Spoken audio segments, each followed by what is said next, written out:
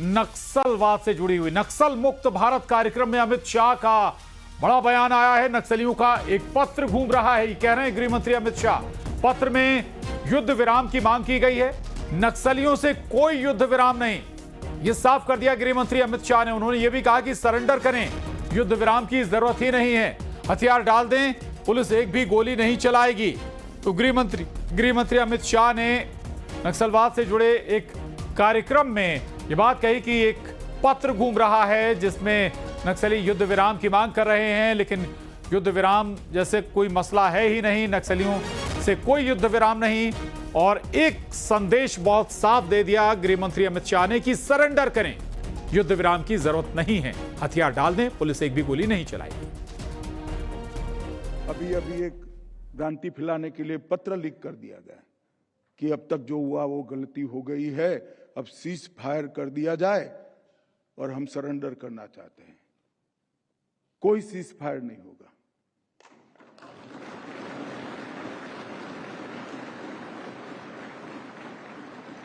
और मेरे वाक्य को मैं एक्सटेंड करना चाहता हूं, सरेंडर करना है तो सीज फायर करने की जरूरत ही नहीं है, हथियार डाल दो, पुलिस एक भी गोली नहीं चलाएगी, आपको रीएस्टैब्लिश करेगी।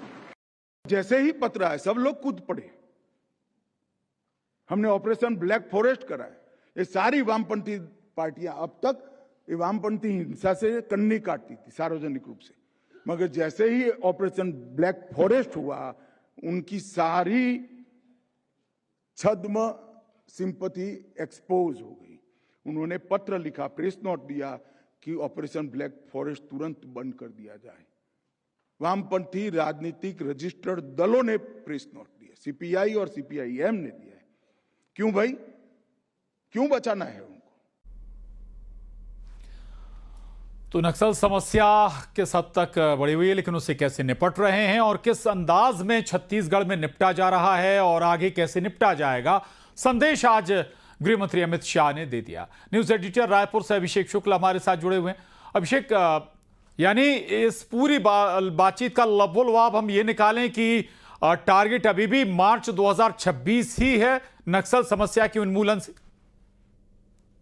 बिल्कुल क्रिस्टल क्लियर है अमित शाह की इस बयान से कि किसी भी प्रकार का युद्ध विराम नहीं होगा, और युद्ध विराम के जो लेटर वायरल हो रहे हैं वो किसी भी प्रकार से कोई महत्व नहीं रखते। उनका जो टारगेट है उसमें किसी भी प्रकार का कोई कंफ्यूजन नहीं है, और साफ उन्होंने कह दिया है कि ये इस प्रकार के अगर युद्ध विराम चाहते हैं या वो चाहते हैं कि जंग ना हो, उनको नुकसान ना हो, तो वो सरेंडर करें। यहाँ पर बिल्कुल क्लियर मैसेज है, और प्रदेश स्तर पर जवानों को भी ये मैसेज यहाँ पर है कि उनको जो टारगेट दिया गया है उस टारगेट को पूरा करना है। और केंद्रीय गृह मंत्री ने यह भी साफ कहा कि अगर नक्सली चाहते हैं कि लड़ाई ना हो तो हथियार डालें, उनको रिस्टैब्लिश करने के लिए यहाँ पर कोशिश की जाएगी। जो सरकार के बहुत सारे अभियान चल रहे हैं उसके तहत कोशिश की जाएगी।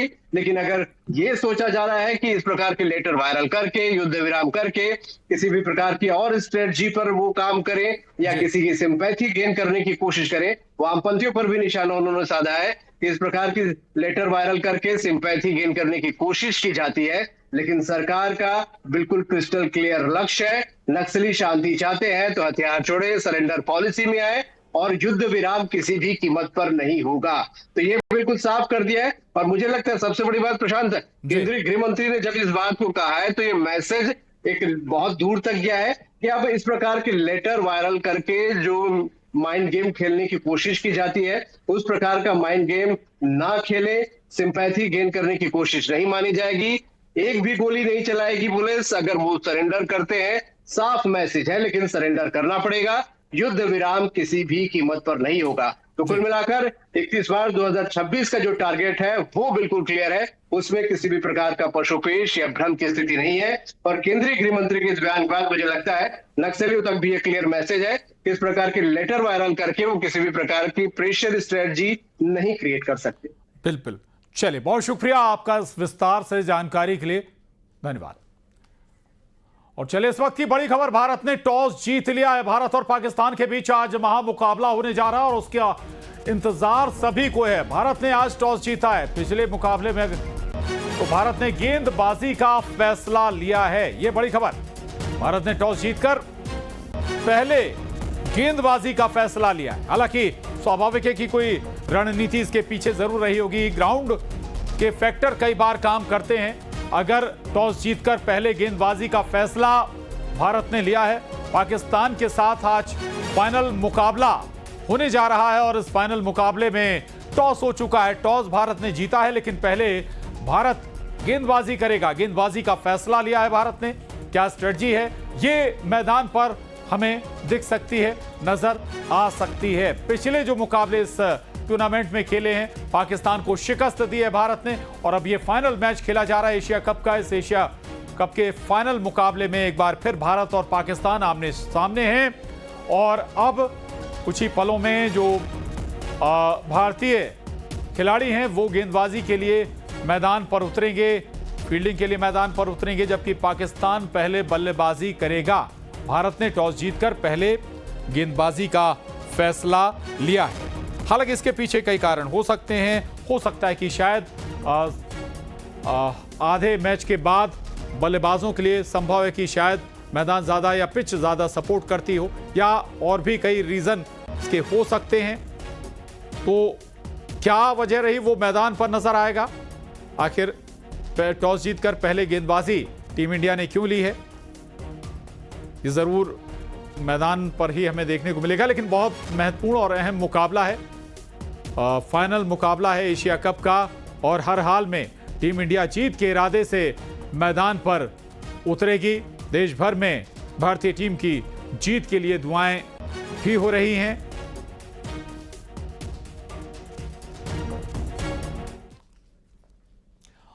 और चलिए अब एक बार फिर रुक करेंगे छत्तीसगढ़ की खबरों का। खबर कांकेर से, जहां सुरक्षा बलों और जवानों में मुठभेड़ हुई है। जवानों ने 3 नक्सलियों को ढेर कर दिया। छिंद खड़क के जंगल में यह मुठभेड़ हुई थी। 2 पुरुष और 1 महिला नक्सली ढेर किए गए। नक्सलियों पर 14 लाख का इनाम था। नक्सलियों के पास से हथियार भी बरामद कर लिए गए हैं। SLR 303 राइफल, 12 बोर की बंदूक भी बरामद की गई। वहीं कांकेर और गरियाबंद टीम की संयुक्त कार्रवाई है। ये बड़ी खबर है, अहम खबर है। 3 और नक्सली ढेर कर दिए हैं। कांकेर में सुरक्षा बलों और जवानों में मुठभेड़ हुई, जिसमें जवानों ने 3 नक्सलियों को ढेर कर दिया। कांकेर के छिंद खड़क के जंगल में यह मुठभेड़ हुई थी। इसमें 2 पुरुष और 1 महिला नक्सली शामिल। आज कांकेर DRG, BSF और गरियाबंद पुलिस द्वारा एक संयुक्त अभियान चलाया गया है, जिसमें रावस एरिया में आज सुबह मुठभेड़ हुई, जिसमें 3 माओवादियों का शव बरामद किया गया है, जिनको प्रथम दृष्टया सीता नदी एरिया कमेटी के कमांडर और उप कमांडर और सदस्य के रूप में पहचाना गया है। और एक SLR, एक 303 और एक 12 बोर बंदूक और अन्य सामग्री जो है बरामद हुआ है। अभी मुठभेड़ फिलहाल जारी है। इस वक्त मैं मौजूद हूँ छीन खड़क के जंगल में। आप देख सकते हैं मेरे पीछे जवानों की ये जो बल है, वो जो जवान है वो अभी जंगल से जो है 3 नक्सलियों को ढेर करके यहाँ पर मौजूद हैं। आप देख सकते हैं ये 3 नक्सली हैं जिनको आज मुठभेड़ में ढेर किया गया है। और ये तमाम जो नक्सली जो हैं ये इस एरिया से जो है गरियाबंद एरिया की ओर जा रहे थे, जिसके बाद जो है पुलिस और नक्सलियों के बीच मुठभेड़ हुई। सर्चिंग सूचना के बाद जो है पुलिस बल जो है इनकी तलाश में यहाँ पर निकली हुई थी। और आप देख सकते हैं कि ये जो पुलिस जो बल है, सुरक्षा बल के जो जवान हैं, उन्होंने अभी जो है जंगल से 3 नक्सलियों को जो है मार गिराया है। और यहाँ पर जो है उनकी डेड बॉडी को ले जाने के लिए जो है वाहन की प्रतीक्षा की जा रही है, शिनाख्ती की जाएगी। उसके बाद जो है पूरे जो घटनाक्रम है उसकी जानकारी जो है पुलिस विभाग के द्वारा दी जाएगी। और अभी जो है फिलहाल जंगल से जो है 3 नक्सलियों के शव को बरामद कर लिया गया है। उनके पास रखे जो सामग्रियां हैं, हथियार हैं,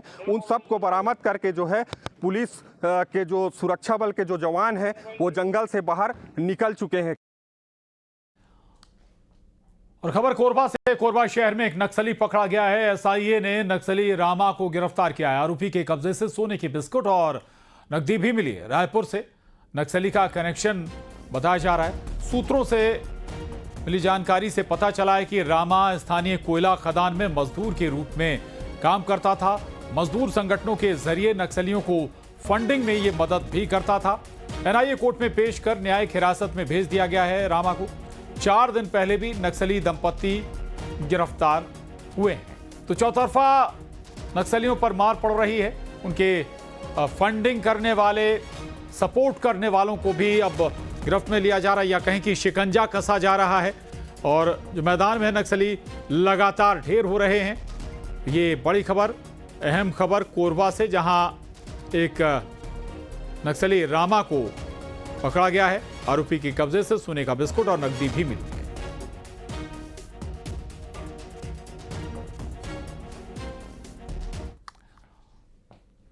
खबर रायपुर से, अर्बन नक्सल पर अब सियासत तेज हो गई है। सांसद संतोष पांडे का बड़ा बयान आया। विकास उपाध्याय के बयान पर पलटवार किया है। नक्सलियों के साथ कांग्रेस का संबंध है, ये किसी से छुपा नहीं है, ये कह रहे हैं संतोष पांडे। आज नक्सली अपने प्राणों की भीख मांग रहे हैं। विष्णुदेव साय की सरकार और पूर्व सरकार में अंतर नहीं दिखता है।